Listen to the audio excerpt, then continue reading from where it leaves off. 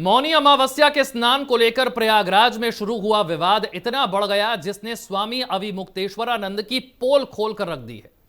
खुद को शंकराचार्य बताने वाले स्वामी अविमुक्तेश्वरानंद अब सीधे शासन से भिड़ते हुए नजर आना चाहते हैं। मौनी अमावस्या पर जब करोड़ों श्रद्धालुओं की भीड़ पवित्र स्नान के लिए प्रयागराज पहुंची तो भीड़ को कंट्रोल और मैनेज करने के लिए प्रशासन ने कुछ नियम तय किए। इन्हीं नियमों को मानने के लिए स्वामी अविमुक्तेश्वरानंद से भी कहा गया, लेकिन पुलिस प्रशासन की बात को दरकिनार करते हुए स्वामी अविमुक्तेश्वरानंद धरने पर बैठ गए, इसे अपना अपमान बताने लगे। इतनी सरल बात को समझने से इनकार कर दिया कि करोड़ों लोगों की भीड़ में उन्हें वीआईपी ट्रीटमेंट नहीं मिल सकता है। पुलिस प्रशासन की सबसे बड़ी जिम्मेदारी है कि भगदड़ ना मचे, स्नान व्यवस्थित रूप से हो। लेकिन यह कोई पहली बार नहीं है जब स्वामी अविमुक्तेश्वरानंद अपनी जिद पर अड़े हों या फिर सरकार से सीधे भिड़ना चाहते हों। समय समय पर मोदी और योगी सरकार के खिलाफ राजनीति से प्रेरित बयान देना उनकी आदत बन चुका है। उत्तर प्रदेश में योगी आदित्यनाथ की सरकार है, जहां सनातन की धर्म ध्वजा फहरा रही है, जहां साधु संतों को वो सम्मान मिल रहा है जैसा आज से पहले किसी सरकार या किसी नेता ने नहीं दिया। वहां स्वामी अविमुक्तेश्वरानंद की जिद बता रही है कि उनका बयान न सिर्फ राजनीति से प्रेरित है बल्कि समय समय पर उनका सरकार विरोधी मुहिम चलाना अब किसी षड्यंत्र से कम नहीं लगता। दोस्तों, क्या हो रहा है इस देश में, जहां धर्म के नाम पर राजनीति की सड़ांध फैल रही है। कथित या फर्जी संतों का बोलबाला लगातार बढ़ता जा रहा है और संतों की यही गतिविधियां सनातन विरोधियों को हिंदुत्व को बदनाम करने के नए नए मौके दे रही हैं। देखिए, ये शंकराचार्य बनने का दावा करने वाले अविमुक्तेश्वरानंद सरस्वती, जिनके ऊपर ये लगातार आरोप लग रहे हैं कि वो असल में कोई शंकराचार्य हैं ही नहीं, बल्कि एक राजनीतिक प्यादे हैं जो हमेशा एक खास सियासी विचारधारा से चिपके रहते हैं। बीजेपी और मोदी योगी सरकार के खिलाफ जहर उगलते रहते हैं और अब माघ मेले में हुई उस कथित धक्का मुक्की को लेकर इतना हंगामा मचा रहे हैं जैसे कोई बड़ा अन्याय हो गया हो। अमावस्या पर प्रयागराज के माघ मेले में लाखों श्रद्धालु इकट्ठा हुए थे। भीड़ इतनी थी कि सुरक्षा के लिए प्रशासन ने सभी को पैदल जाने का नियम बनाया, लेकिन ये कथित संत बिना किसी पूर्व अनुमति के 200 शिष्यों के साथ रथ पर सवार होकर संगम घाट की ओर बढ़े। बैरिकेड तोड़े, रोड ब्लॉक किया, वो भी 3 घंटे तक, जिससे 4.5 करोड़ श्रद्धालुओं की जान खतरे में पड़ सकती थी, स्टैम्पीड हो सकती थी, भगदड़ मच सकती थी। और जब पुलिस ने उन्हें रोककर पैदल जाने को कहा तो उनके शिष्यों ने पुलिस से भिड़ंत शुरू कर दी।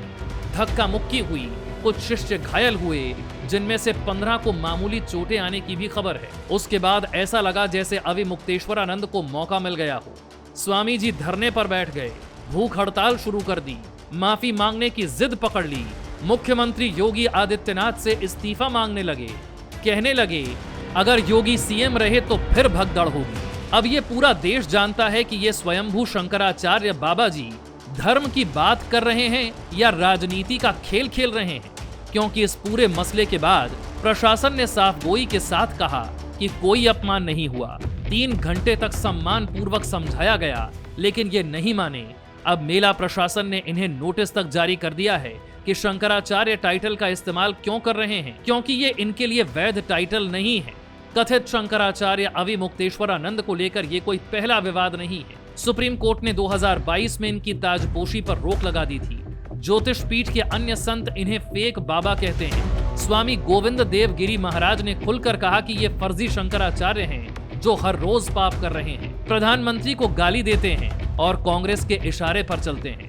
प्रियंका गांधी ने 2022 में इन्हें शंकराचार्य कहकर लेटर लिखा था और इस घटना में भी कांग्रेस इनका खुलकर समर्थन कर रही है। इस मामले को लेकर कांग्रेस का कहना है कि बीजेपी हिंदू संतों का अपमान कर रही है, जबकि सच्चाई सबको पता है और ये दावा हमारा बिल्कुल भी नहीं।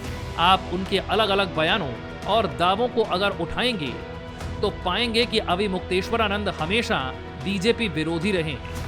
राम मंदिर की प्राण प्रतिष्ठा को आधा अधूरा बताकर विरोध किया, कहा कि शास्त्रों के खिलाफ है, लेकिन खुद ही विरोध में घिरने पर सफाई पेश करने लगे। वो मोदी को दुश्मन नहीं मानते, लेकिन गलती होने पर बोलते हैं। लेकिन अब उनकी इन्हीं अलग अलग गतिविधियों के बाद पूरे देश के सनातनी इस बात से वाकिफ होने लगे हैं कि उनकी कार्यशैली धार्मिक कम राजनीतिक ज्यादा होती जा रही है। यही कथित शंकराचार्य अविमुक्तेश्वरानंद गौरक्षा पर बीजेपी की आलोचना करते हैं। कहते हैं यूपी में बीजेपी राज में सबसे ज्यादा बीफ एक्सपोर्ट हो रहा है, जबकि खुद गौ माता गठबंधन बनाकर चुनाव लड़ते हैं। इन्हीं अविमुक्तेश्वरानंद ने वाराणसी में गौरक्षक कैंडिडेट उतारने की कोशिश की, उद्धव ठाकरे के घर जाकर पूजा की और कहा कि उद्धव को धोखा दिया गया, वो फिर सीएम बने तो सभी लोगों का दर्द कम होगा। धोखा सबसे बड़ा पाप है कहकर शिवसेना स्प्लिट पर कमेंट भी किया। उद्धव ठाकरे के घर जाकर पूजा की और कहा कि उद्धव को धोखा दिया गया, उद्धव सीएम बने तभी लोगों का दर्द कम होगा। धोखा सबसे बड़ा पाप है कहकर शिवसेना स्प्लिट पर कमेंट किया। और बात अगर इस माघ मेले की घटना की हो तो इस घटना को लेकर 20 जनवरी तक विवाद चला। कांग्रेस ने पीएम मोदी से हस्तक्षेप की मांग की, कहा कि ये शर्मनाक है, सदियों पुरानी परंपरा तोड़ी गई। जबकि प्रशासन की ओर से डिविजनल कमिश्नर सौम्या अग्रवाल ने साफ किया कि ये बिना परमिशन आए परंपरा तोड़ी, भीड़ में खतरा पैदा किया और अब ये धरना जारी रखे हुए हैं। कह रहे हैं कि जब तक प्रशासन माफी नहीं मांगेगा और सम्मान से संगम नहीं ले जाएगा तब तक कैंप से हटेंगे नहीं। पुलिस से सीसीटीवी जारी करने की मांग कर रहे हैं। लेकिन सवाल ये है कि क्या ये असली शंकराचार्य हैं? इनके पद को लेकर कई दिग्गज संत सवाल उठा चुके हैं। ज्योतिष पीठ ट्रस्ट के स्वामी गोविंदानंद सरस्वती महाराज ने कहा कि ये फेक हैं, कांग्रेस के समर्थन से चलते हैं और इनकी राजनीतिक सक्रियता देखिए। संविधान में सेकुलर शब्द हटाने का समर्थन किया, कहा कि ये शब्द सही नहीं है। आरएसएस की कॉल का साथ दिया लेकिन बीजेपी पर हमला करते रहे। हिंदू बच्चों को धार्मिक शिक्षा न मिलने पर संविधान संशोधन की मांग की, लेकिन खुद को शंकराचार्य कहकर धार्मिक परंपराओं का उल्लंघन हमेशा किया। सुप्रीम कोर्ट की फटकार के बावजूद पूर्व शंकराचार्य स्वरूपानंद सरस्वती की मौत के बाद इन्होंने खुद के उत्तराधिकारी होने का दावा किया, लेकिन अन्य शंकराचार्यों ने समर्थन नहीं किया। गोवर्धन मठ के शंकराचार्य ने हलफनामा दिया कि ये फर्जी हैं। इनके पद को लेकर विवाद सुप्रीम कोर्ट तक भी पहुंचा हुआ है और अब तक कोर्ट में जो सुनवाई हुई है, कोर्ट ने भी इनके शंकराचार्य न होने पर सहमति के भाव दिए हैं। और अब तमाम सियासी गतिविधियों के बाद ये कथित शंकराचार्य अविमुक्तेश्वरानंद माघ मेले में हंगामे पर आमादा हैं। वैसे तो कुछ वीडियो वायरल हो रहे हैं जहां पुलिस शिष्यों को धक्का देती दिखती है, लेकिन अगर कोई अनियमितता हुई तो उन आरोपी पुलिसकर्मियों के खिलाफ यूपी सरकार की ओर से सख्त कार्रवाई का आश्वासन भी दिया गया है। प्रशासन अपना पक्ष लगातार रख रहा है कि ये झूठ है, भ्रामक दावे हैं। इससे इतर कांग्रेस इसे भुनाने में लगी है। पवन खेड़ा ने प्रेस कॉन्फ्रेंस कर कहा कि बीजेपी सत्ता के लिए धर्म का इस्तेमाल करती है, लेकिन संतों का अपमान करती है। ये हिंदू संतों का अपमान है। कुछ और गतिविधियां हैं अविमुक्तेश्वरानंद की जो जाहिर तौर पर यह संकेत देती हैं कि अविमुक्तेश्वरानंद असल में राजनीतिक एजेंडे से चलते हैं। 2024 लोकसभा चुनाव में गौ अलायंस से कैंडिडेट उतारा।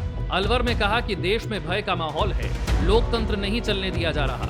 वाराणसी में गौ सेवक कैंडिडेट को रोकने का आरोप लगाया और अब मुख्यमंत्री योगी आदित्यनाथ को लेकर भगदड़ का डर दिखा रहे हैं। अब इसे खास दल को बदनाम करने की साजिश न कहा जाए तो क्या कहा जाए। इन कथित शंकराचार्य का हर दूसरा बयान मोदी और योगी के खिलाफ है। कोविड में गंगा में लाशें तैरने पर सरकार की आलोचना की, कुंभ मेला मिसमैनेजमेंट पर बोले और अब इस घटना को लेकर 18 जनवरी से 20 जनवरी तक सोशल मीडिया पर हंगामा, इंस्टाग्राम पर रील्स वायरल, पुलिस को संतों पर हमला करने वाला बता रहे हैं। अविमुक्तेश्वरानंद पर उनके आलोचक हमेशा ये आरोप लगाते रहे हैं कि वो कांग्रेस के साथ मिलकर बीजेपी को टारगेट करते हैं, हिंदुत्व को राजनीति में घसीटते हैं और श्रद्धालुओं की सुरक्षा को खतरे में डालकर हंगामा करने के आदी हो चुके हैं। एफएम न्यूज यहां स्पष्ट करता है कि हमारा मकसद उनसे आस्था रखने वालों को ठेस पहुंचाना बिल्कुल भी नहीं है, लेकिन उनके खिलाफ जितने भी सवाल खड़े होते हैं उनका जिक्र बेहद जरूरी है और हम लगातार वही करते आए हैं। शर्म आनी चाहिए ऐसे लोगों को जो धर्म की आड़ में राजनीति कर रहे हैं और जनता को छलने का काम कर रहे हैं। और बात अगर प्रयागराज विवाद की हो तो इस पूरी कंट्रोवर्सी के बाद लोग मुखर तौर पर यही कह रहे हैं कि धर्म को राजनीति से अलग रखना चाहिए, लेकिन शायद इस तरह के देश के चंद संत देश को बांटने का काम कर रहे हैं। आखिर में सबसे जरूरी बात, अगर ये सच में शंकराचार्य होते तो परंपराओं का सम्मान करते, ना कि बैरिकेड तोड़कर अराजकता फैलाते। ये सब एक सोची समझी साजिश लगती है। हमारी दर्शकों से अपील है कि आप विवेक से काम लीजिए और इस तरह के संतों के बहकावे में आने की बजाय सही और गलत का चुनाव अपने विवेक के आधार पर कीजिए। Bureau report, FM news.